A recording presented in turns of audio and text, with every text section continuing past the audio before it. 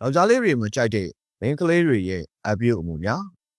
မိန်းကလေးတွေအနေနဲ့ယောက်ျားလေးတွေရဲ့အပြုအမူအချို့ကိုမကြိုက်တာမျိုးရှိနိုင်တယ်လို့ယောက်ျားလေးတွေအနေနဲ့လည်းမိန်းကလေးအချို့ရဲ့အမူအကျင့်တွေကိုမကြိုက်တာမျိုးရှိနိုင်ပါတယ်။ဒါပေမဲ့ဒီချက်တွေဟာတဦးနဲ့တဦးကျင်ကျေးမှုနဲ့ပတ်ဝန်းကျင်အပေါ်မူတည်ပြီးကွဲပြားနိုင်ပါတယ်။အလွန်အကျိုးစိတ်ကောက်ခြင်းတင်းရတဲ့ကိစ္စလေးတွေနဲ့အော်ဟစ်ဆိုပူခြင်းအကြောင်းပြချက်မရှိဘဲစိတ်ဆိုးခြင်းအကြမ်းဖက်တဲ့စကားလုံးတွေကိုအသုံးပြုခြင်းအကြောင်းမဲ့စိတ်ကောက်တာအချိန်တိုင်းစိတ်ကောက်နေတာတွေကိုမျိုးသားတွေကမကြိုက်ကြပါဘူးအတ္တကြီးခြင်းကိုယ်အကြောင်းပဲစဉ်းစားခြင်းတစ်ဖက်သူကိုနားလည်မှုမပေးနိုင်ခြင်းအမြဲတမ်းကိုယ်အမှန်ကိုပဲပြောခြင်းကိုယ်အကြောင်းပဲတွေးတာသူများအပေါ်အလေးမထားတာတွေကိုလည်းမျိုးသားတွေကကြိုက်ကြပါဘူး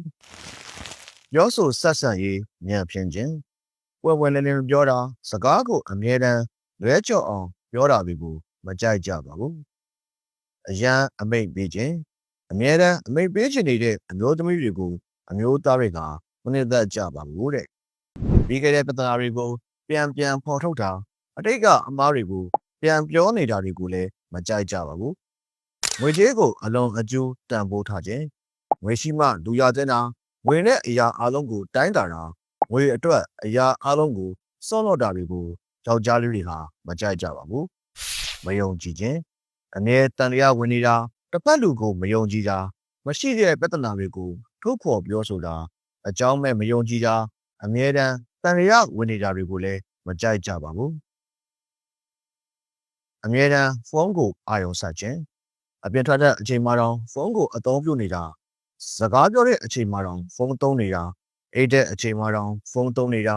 အတူရှိနေချိန်မှာတော့ဖုန်းကိုပဲအာရုံစိုက်နေတာအခြားသူတွေနဲ့စကားပြောနေတာတွေကိုမကြိုက်ကြပါဘူးမတန့်ရှင်းခြင်းကိုခန္ဓာတန့်ရှင်းရေးကိုဘီယူမဆိုင်တာပတ်ဝန်းကျင်ကိုညစ်ပတ်အောင်ထားတာတွေကိုလည်းမကြိုက်ကြပါဘူးဒီချက်တွေဟာရေဘူးရအဖြစ်တွေ့ရတတ်တဲ့အချက်တွေသာဖြစ်ပါတယ်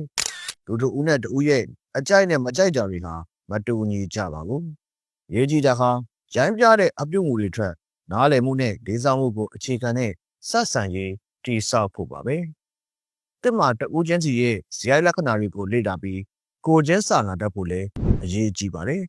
ဘယ်သူမှအပြည့်အဝမပြည့်စုံနိုင်ပေမဲ့တပတ်သားရဲ့ခံစားချက်ကိုနားလည်ဖို့ကြိုးစားတာဟာပိုကောင်းတဲ့ဆက်ဆံရေးကိုတည်ဆောက်နိုင်မှာပဲဖြစ်ပါတယ်